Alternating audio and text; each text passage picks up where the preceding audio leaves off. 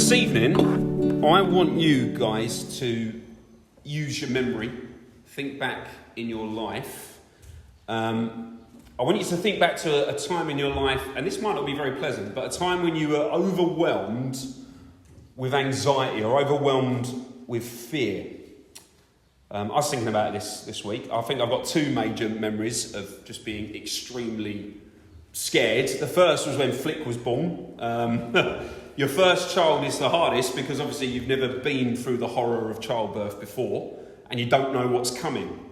And so Flick took her about a day and a half to come out, and the whole time you're just stressed.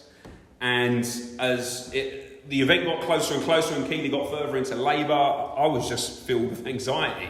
And I thought, you think at the time, there's no way this doesn't end in a funeral. Either mum's going to die or the baby's going to die, because you're just stressed out and you're exhausted. And so you're irrational and you've got sick feeling in your stomach and the floor kind of moves and you feel lightheaded. You can't breathe properly. I think the other time that springs to mind was less dramatic or less important, but it was my driving test. I was so nervous before my driving test that my chest just tensed up. I couldn't breathe. I thought I was having a heart attack. The night before I could barely sleep. And you can sometimes just hear your pulse pumping in your ears, can't you?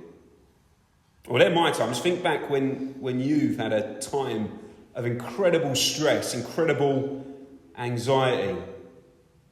Well, as we come to Genesis 22, we've got to realise that is the sort of position Abraham is in throughout. Most of us know this story inside out, don't we? We know the facts, we know the events. We've told our children or our grandchildren, we've preached it at Sunday school maybe. It's famous, but in the telling of the story, sometimes we just kind of strip it of emotion. It's kind of like, that happened and this is what we learn from it. We treat Abraham and Isaac like cartoon characters, ironically, rather than genuine, fleshed out human beings. But what we have in Genesis 22 is a story about the relationship between a father and a son. A relationship that's going through a big test, a lot of drama. The word son is used 12 times in this passage. The word father appears twice. How are we going to break it up? Well, actually, Moses breaks up the text for us, right? He breaks this text up into 3 parts, and he uses the refrain. I don't know if you spotted it. They went, both of them, together. So look at the end of verse 6. They went, both of them, together. The end of verse 8. So they went, both of them, together. And the end of verse 19. Abraham returned to his young men, and they arose and went together to Beersheba. Each section ends with both of them, Abraham and Isaac, together. And that's the title then of the sermon. Father and son together. And for those who are really paying attention, there's another set of 3s. Moses starts each section with the words, "Here am I." So look at verse 1. After these things, God tested Abraham and said to him, "Abraham," and he said, "Here am I." Verse 7, start of the next section. Isaac said to his father Abraham, "My father," and he said, "Here am I, my son." And verse 11, the angel of the Lord called to him from heaven and said, "Abraham, Abraham," and he said, "Here am I." So in our English version, our ESV, there are 2 paragraphs, but Moses wants us to see 3 acts or 3 scenes, right? There's the "here I am" at the start of every scene, and every scene ends with both of them together. All the drama, all the emotion of this passage springs from this father and son relationship, doesn't it? And the relationship between a father and son is unique in a family. So my relationship with Harry is different to my relationship with my 2 daughters. Harry is an extension of me. He's a continuation of me. Same way I'm a continuation of my father. It's your son who carries your family name. Well, here, Abraham and Isaac are a team, and throughout they're never separated. They start the story together, and by the end of the story, they're still together. Okay, 3 scenes in a story about a father and son. a story that later on we're going to show reveals something about another father and son team. So we've got 3 scenes, 3 points tonight. Scene 1, Act 1, verses 1 to 6, we see a relationship. So, verse 1, after these things, God tested Abraham and said to him, Abraham, and he said, here am I. He said, take your son, your only son, Isaac, whom you love, and go to the land of Moriah and offer him there as a burnt offering on one of the mountains of which I shall tell you. With each word in God's instruction, he seems to be turning the screw, doesn't he? Or even sort of twisting the knife in. Now, of course, Moses tells us right at the start, this is a test. But of course, Abraham's hearing this. He doesn't know it's a test. God says, take your son. You know that young lad, that boy you've been waiting 25 years for? Your only son. Now, we're thinking, well, Abraham had Ishmael. And we know from chapter 25 he had other children. But this is Abraham's unique son, Isaac.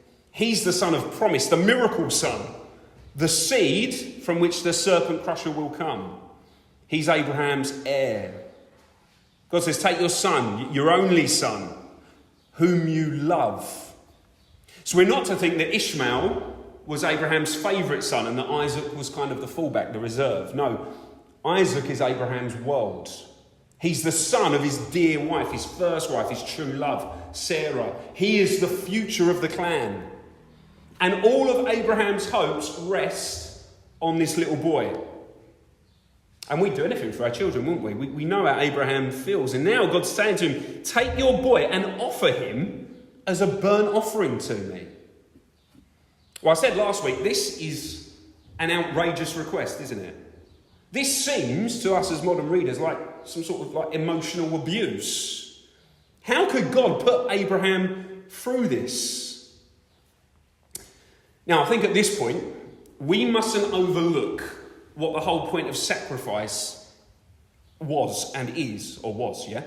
We shouldn't overlook what this sacrifice would achieve. So, remember, back when we went through the early parts of Genesis, a burnt sacrifice would recreate a gateway to heaven, so to speak, right? So if at this point you're scratching your head, don't worry, right? We'll get there. Think back to the Garden of Eden. Adam and Eve are kicked out, aren't they, of the garden? And what does God put at the entrance of the garden? Yeah, cherubim with a flaming sword. I'm not saying it looked like that, but it might have looked something like that, right? The angel is the guardian who protects God from the contamination of human sin. Therefore, if Adam and Eve, or their descendants before the flood, wanted an audience with God, they would come to the mouth of Eden, and in order for God to speak with them and be with them, something had to die. Something had to be burnt up so that God could communicate. But after the flood, of course, Eden is wiped from the face of the earth. So what do people begin to do? Well, after the flood, people, even the heathen, they begin to make mini mountains. So there's the original holy mountain, Eden. And of course, if you'd looked up before the flood, you would have seen fire on the top of it. So you look up, you think, oh, there's fire on the top, that's where God is. After the flood, they begin to make ziggurats and pyramids. There's Eden. Even the heathen, they know there's something godlike. It's a ladder to heaven, a way of getting there. This is the means by which we communicate to God. But of course, the Lord, Yahweh, he instructs his people to make altars. Altars are made from piles of rock, aren't they? They're neat little mountains, so to speak. They're ladders to heaven. So understand what God is saying to Abraham. He's saying, look, Abraham, we've got this relationship. We're in a covenant together. But if you want to carry on this relationship, if you want to take this friendship forward, if you really want to be my friend, if you want to be part of heaven, well, then your sin needs to be atoned for. And the price of our relationship going forward, this is the test, is you're going to have to sacrifice the thing you love most. His death in return for your life. Isaac will take the punishment that Abraham deserves if he wants that relationship with God. Then, Abraham, you can come into heaven. That's what God is asking Abraham to do. So imagine the stress, the anxiety. Abraham's heart is thumping. He's in a cold sweat. His head pounds. Verse 3, though, look what he says. He obeys. So Abraham rose early in the morning, saddled his donkey, took 2 of his young men with him, and his son Isaac. And for 3 days, Abraham travels to Mount Moriah under, you've got to imagine it, extreme stress. His chest is tight. Every time he looks at his son, well, he just begins to well up. It's breaking his heart. He knows he's going to have to kill this boy and then burn his body. And of course, it must have tormented Abraham. Am I going to do this and lose the relationship with my son? Or am I going to disobey God and lose my relationship with God? Notice, though, Abraham's faith, right? Look what he says in verse 5. Abraham said to his young men, "Stay here with the donkey. I and the boy will go over there and worship and come again to you." So Abraham's resolute. He is going to obey God. He's going to meet God up the mountain. He loves God. He's going to follow the commands. The command sounds horrible because it sounds like a command that only a tyrant would make, doesn't it? It doesn't sound like a command we'd expect a loving God to make. But here's the thing, Abraham knows, he knows Yahweh is his friend. And he knows the character of his friends. He knows God isn't a tyrant. God's only ever dealt graciously with him. We've seen that through the weeks as we've studied Abraham's life. Therefore, whatever's going on, and Abraham can't make head nor tail of it, but Abraham's faith is in God's character. The writer to the Hebrews tells us what Abraham's actually thinking. He says, Abraham reasoned that God could even raise the dead. So here's Abraham's rationale. He's going to kill Isaac. He's going to burn his body. But God's somehow going to take those ashes and he's going to remold a son for him. Isaac would come back to life. That's how Abraham reasons it out. He's seen God do miracles. He knows God can do this. And he knows God can do that because God's already proved himself. So yeah, to kill my son sounds crazy, but I know the character of my friend. Well, Christian friend, do you trust the character of God's? Make no mistake, the bad things that happen in your life, the trials, the troubles, the struggles, God has allowed them to happen to you. Now, of course, some of those troubles we bring on ourselves, don't we? Because we're foolish, we're sinners, we're fallen. But of course, some of the things that are bad in your life that happen, God allows them to happen to you. He tests you. So some might have difficult children. Children who cause nothing but heartache to them. Now, you didn't have a say on the temperament or character of your kids, did you? Why is it some of them turned out okay, but maybe there's one with a problem? And it wasn't your fault. That's a burden God has placed on you. Perhaps you've got a difficult, unsaved partner. Maybe you became a Christian, but they're still in darkness.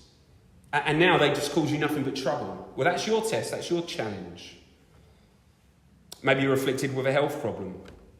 Maybe it's loneliness. Maybe it's a lack of money or skills. Maybe you never seem to have enough to make ends meet. Well, look, Christian friend, whatever your test, do you have faith in the character of your friends? The Lord's, your God, your Father. He gives Abraham a test knowing that Abraham is robust enough to withstand it. He gives it knowing that it's for Abraham's ultimate goods. And of course, it's the same with us, isn't it? He tests us knowing we can take it. He doesn't ever give us anything we can't control or handle. He does it for our good and he does it for our growth. And just like later, God's going to bless Abraham. Well, our testing results in great blessing. We're built up through it. Verse 6, Abraham took the wood of the burnt offering and laid it on Isaac, his son. So imagine Abraham takes these logs and he loads them onto the back of his son. And of course, the weight makes Isaac's knees bend and the logs are rubbing against his back and he's sort of struggling. And you know, if you've ever been to Wales and you've climbed a hill, it's hard enough, isn't it? But now he's got these logs on his back. It's an extra burden. You imagine Isaac, he's sweating and he has to stop to catch his breath. Meanwhile, Abraham behind him, Abraham took in his hand the fire, so he's got a torch, and the knife. So they went, both of them, together. Okay, scene 2. Realisation, verse 7 to 8. Let's picture the scene. Isaac leads the way with his load of wood. It's heavy, but he's young. He's a lad. So it's the same word that was used with Ishmael a couple of chapters ago. Or last chapter, sorry. He's in his early teens, so it's anything from like an infant up to a 19-year-old. So probably Isaac's in his early or mid-teens. And Abraham's, I imagine, is lagging behind, right? Because he's an old man. And maybe Isaac thinks, what's the old man doing? Where is he? Maybe he thinks, maybe he's looking for an animal. He's looking for a sheep or a mountain goat that we can sacrifice up the mountain. After all, we've got all the bits. I've got all the wood, he's got the knife and the fire. We're just missing one thing. Verse 7, Isaac called out to his father, Abraham, my father. Imagine Abraham comes around a bend on the path below. He's out of breath. He's got that same troubled look on his face. He's got his torch and his knife strapped to his belt. And this knife is like a machete. It's a butcher's knife. It's not like a little blade you see in the movies. It's a big thing. Isaac would have seen Abraham use it on animals before. Abraham says, here am I, my son. But Isaac realises that his father still doesn't have an animal. He's not been off trying to catch mountain goats. He said, behold the fire and the wood, but where is the lamb for a burnt offering? Abraham said, God will provide for himself the lamb for a burnt offering, my son. So they went, both of them, together. There seems to be a realisation that something strange is happening, doesn't there? Isaac would have seen enough sacrifices to know that this wasn't normal. I wonder, does it begin to dawn on Isaac what might be about to happen? Does he have an inkling of what's going on? If he does, well, he doesn't run away, does he? He could drop his logs and he could sprint off back down the mountain and tell the servants, the old man's gone senile, I didn't like the look of where we were headed. But he doesn't. They still both go up the mountain as a team. I tend to think Isaac does know what's coming. He and his father are of one mind. He loves his father. And I think at this point he probably knows who the Lord is. Abraham would have told him what God was like. There's a realisation. Third scene then. Oh, I did that too early. Redemption. Verse 9 to 19. Verse 9. When they came to the place of which God had told him, Abraham built the altar there and laid the wood in order and bound Isaac his son and laid him on the altar on the top of the wood. Well, it's crunch time, isn't it? Now the old man's hands really begin to shake. Isaac has been tied up. He's wide-eyed. He's confused. Again, did he willingly allow himself to be tied up? Or did he fight? Did he protest? Or did he go silently like a lamb to the slaughter? But whatever happened, however it went down, the stones are ready, the wood is ready, the sacrifice is ready. This, Abraham knows, is the cost of having a relationship with the holy gods. Abraham's sin requires a burnt offering, a sacrifice to atone for his wickedness. And think about it, as we've thought about Abraham's life, hopefully we've kind of blown away the idea that Abraham was just a goodie. We always think, Abraham's a great guy, what a lovely chap. Well, no, we've not. We've seen that he's a flawed human being. He's lying, he's sleeping with his servants, he's listening to bad advice. He needs to be atoned for. But I think now Abraham can barely look at his son. He's in emotional agony in regards to what he's about to do. Verse 10, then Abraham reached out his hand and took the knife to slaughter his son. The blade gleams in the light. Abraham feels his own blood pumping through his veins as he He grips the knife. He's really got to do this. And so there's a long sigh. And he knows this doesn't make any sense. But because God has made this request of him, Abraham obeys. But now look at verse 11. Redemption. The angel of the Lord called to him from heaven and said, Abraham, Abraham. And he said, here am I. He said, do not lay your hand on the boy or do anything to him. For now I know that you fear God, seeing you have not withheld your son, your only son, from me. And Abraham lifted up his eyes and looked, and behold, behind him was a ram caught in a thicket by his horns. Now, of course, in the Sunday school pictures, this ram ends up being about 4 foot away, doesn't he? Which is ridiculous, because if there had been a ram 4 foot away, Abraham would have realised he wouldn't have bothered tying Isaac up at all. So I think this ram is a good distance behind him. Maybe it's halfway back down the mountain, a couple of 100 yards. And Abraham lifts up his eyes and, he sees it off in the distance. And he has to go down and get the ram and bring it up back to the altar. Abraham went and took the ram and offered it up as a burnt offering instead of his son. Isaac is redeemed. He's bought back by a ram. That's the price.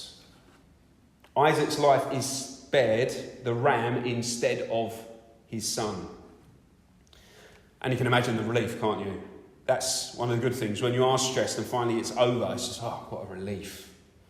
Verse 14, so Abraham called the name of that place, the Lord will provide. As it is said to this day, on the mount of the Lord it shall be provided.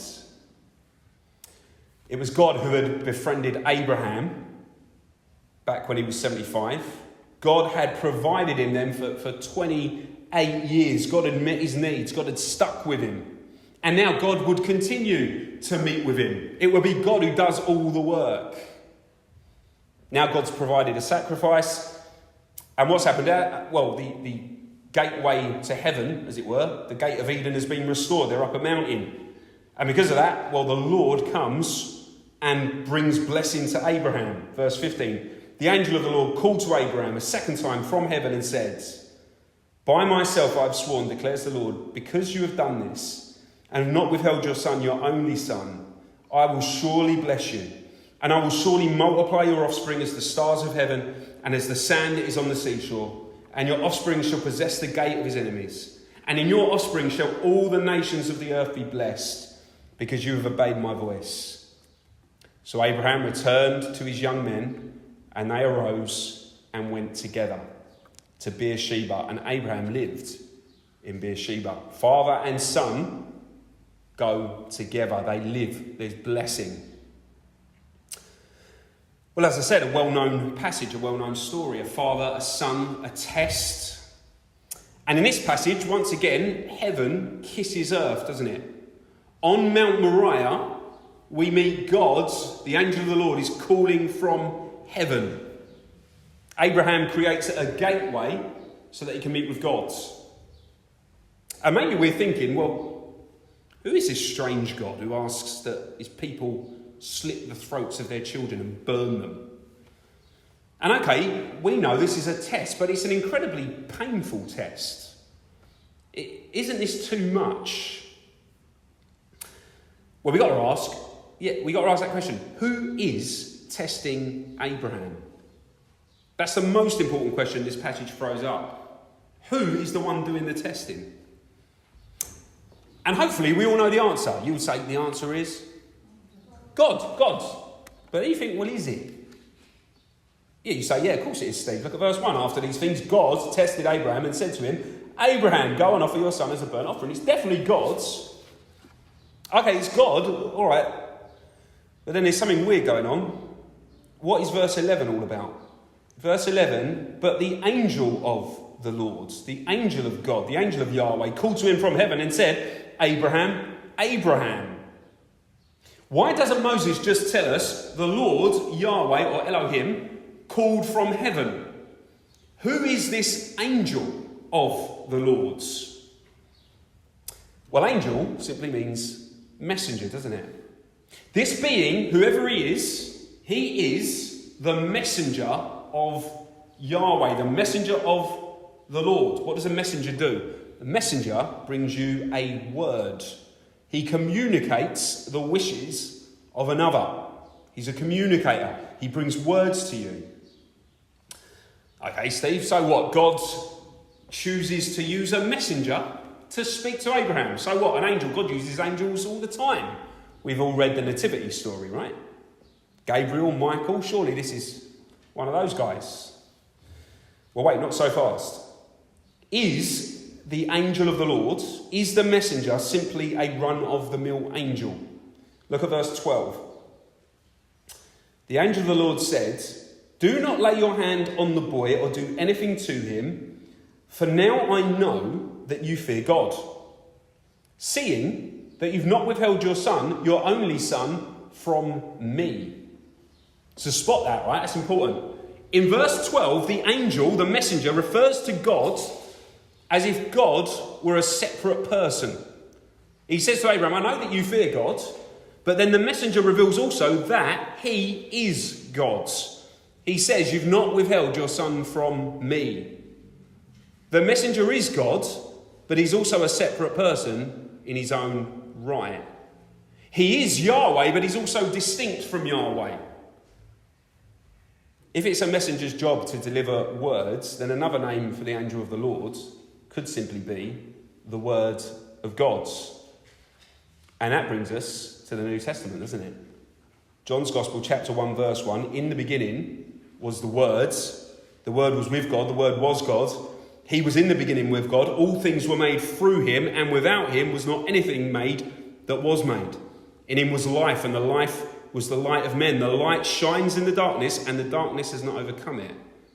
Verse 14, and the Word, the messenger, the angel of the Lord, became flesh and dwelt among us. And we have seen his glory, glory as the only Son from the Father, full of grace and truth. John goes on, no one has ever seen God. So no one's ever seen Yahweh undiluted in the heavenly realm. No one's ever seen that. But, John says, the only God who is at the Father's side, Jesus, he has made him known. So I want you to see tonight, right? You've got Abraham and his son Isaac here on a mountain in Israel. But overlaying them, looking down on them, you've got a greater father and a greater son.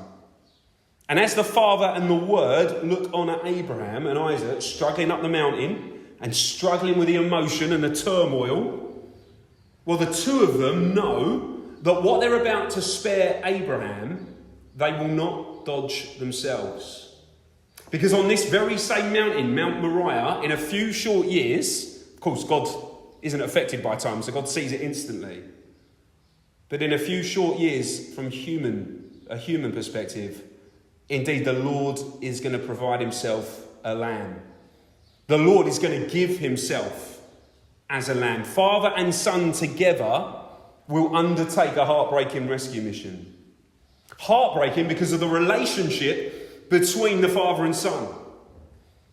And the Apostle John fleshes out that intimate relationship, doesn't he? God so loved the world that he sent his only, his unique, his begotten son. Jesus is the one who perfectly encapsulates and represents the will of the Father. Paul, of course, tells us in Colossians, doesn't he? Colossians 1:15. The Son is the image of the invisible God, the firstborn over all creation. For in him all things were created, things in heaven and on earth, visible and invisible. Whether thrones or powers or rulers or authorities, all things have been created through him and for him. For God was pleased to have all his fullness dwell in him. And John 10:30, Jesus simply says, I and the Father are one. If you've seen the Son, you've seen the Father. There is no closer relationship, no deeper love, no stronger bond than the love that this Father has for his Son. Father and Son together have a glorious bond. But what happened with Isaac? Well, he had a realisation, didn't he? He was an obedient son. He didn't run away when it dawned on him what would happen. And as with Isaac, also with Jesus, Mark 14:32, they went to a place called Gethsemane. And he said to his disciples, sit here while I pray. And he took with him Peter and James and John and began to be greatly distressed and troubled. Why? Well, for Jesus, it's crunch time, isn't it? There's the realization that he is about to do what Isaac escaped. Verse 34, and he said to them, my soul's very sorrowful, even to death. Remain here and watch. And going a little farther, he fell on the ground and prayed that, if it were possible, the hour might pass from him. And he said, Abba, Father, my dear Father, Dad, all things are possible for you. Remove this cup from me, yet not what I will, but what you will. Matthew tells us by this time Jesus is so distressed that he's sweating blood, or drops of sweat like blood. Verse 37, he came and he found them sleeping, and he said to Peter, Simon, why are you sleeping? But verse 39, again, we're told Jesus went away and he prayed, saying the same words. Now, does anyone know where Gethsemane is? Yeah, it's on the eastern foot of Mount Moriah. It's here, probably the same spot. Isaac realises that something's amiss. And now, years later, Jesus wrestles with the horror that he's going to have to go through. Father and son together on a rescue mission. And it horrifies the son just as it should. And what does that rescue mission look like for Jesus? Well, again, it's a son carrying wood on his back. Not logs for a burnt offering, but a cross for a butchering. And he carries it like Isaac up the same hill, a little rock on the edge of Mount Moriah, a place called Calvary. Why? Well, the sons and daughters of Abraham, in order for us to have a relationship with God, just like Abraham, we need a sacrifice. If we're to be justified by faith, then we need someone to put our faith in. Someone who can open the gates of heaven for us. In order for the full blessing and outpouring of God's Spirit to take place, sin must be paid for. And therefore, the Father and the Son must provide redemption. But of course, this time, there's no last-minute reprieve. There's no commuting of the sentence. There's no ram with his head caught in the thorns. Instead, there's just a man, battered and bleeding, with a crown of thorns. The thorns twisted down on his head, only there to mock him. And he's not tied down with ropes like Isaac. Instead, he's pinned to this cross with huge nails driven through his wrists and his ankles. And look, here's the truly heartbreaking aspect of this whole scene, a scene that we're familiar with. Where Abraham left the mountain with his son, father and son together, well, on this same mountain, father and son would somehow, and who can grasp this, but father and son would somehow be ripped apart. On the cross, Jesus is plunged into darkness. The Father turns his face away. The Father leaves his Son on that hill. The Son, as he bears the guilt and the shame and the filth of our sin.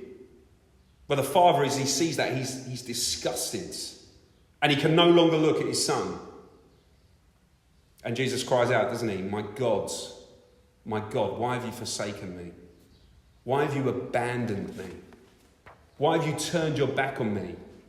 And in his heart, he's crying out the words of Psalm 22. Oh Lord, do not be far off. Come quickly to my aid. Deliver my soul from the sword, my precious life from the power of the dog. Save me from the mouth of the lion. But of course, Jesus' life isn't spared. The angel of the Lord doesn't cry out from heaven and spare Jesus, because the angel of the Lord has already left heaven. The one who spared Abraham and Isaac wouldn't spare himself. And the lions do rip him apart. The serpent lands the fatal blow, and the Messiah's blood is spilled. And then the word of the Lord cries out, it is finished. The debt's been paid. My debt, your debt, wiped clean by the sacrificial death of the Lamb. The Lamb who God provided, the Lamb who is God's, so that we, like Abraham, can now be one with the Lord's. children of a loving Father, brothers with his glorious Son, and filled by his Holy Spirit. Let's pray.